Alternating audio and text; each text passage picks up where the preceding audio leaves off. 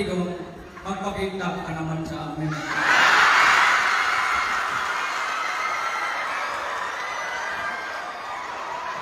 Kaya, ito, nagpakita na ako sa inyo. Okay lang ba na magkwento ako sa inyo konti? Okay lang. Ako ay ordinaryong tao lamang. Kagaya ninyo. 75, 76. Hindi naman ako masyado nagmamadali kasi. I finished my high school 7 years.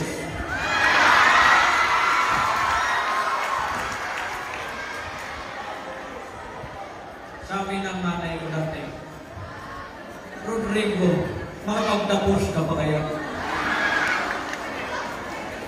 Ang sabi ko sa nanay, Ma, wala naman tayong pagmamadalian sa buhay natin.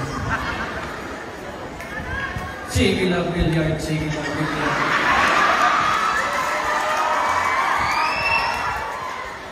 Minsan nahuli ako ng nanay ko. Yung tapo talaga yung pinalo sa likod ko, gano'n.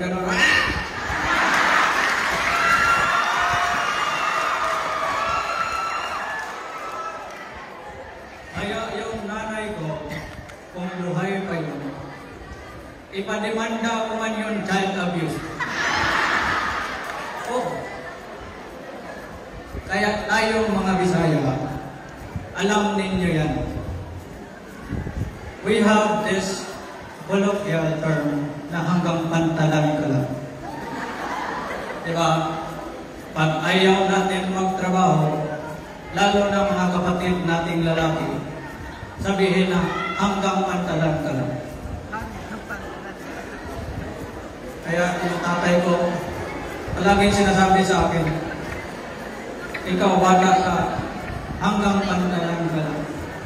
Walang tiwala sa akin yung tatay ko dati.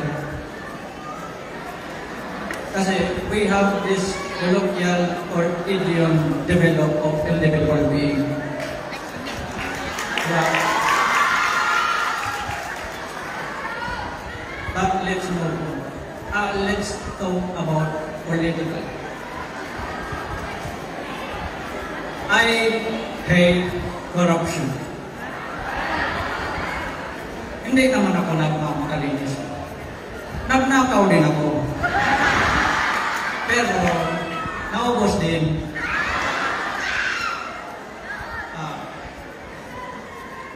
Yung mismong secretary, cabinet secretary ko na, nagsabi sa akin, bumili daw ako ng truck, 18 million na bumbero.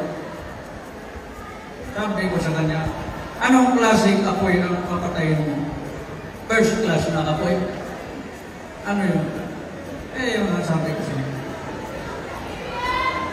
Kaya,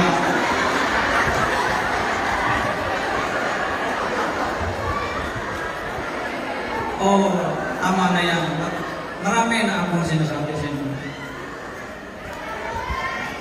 May natutunan ba kayo o nagpunta lang kayo dito para magpasilpi sa akin?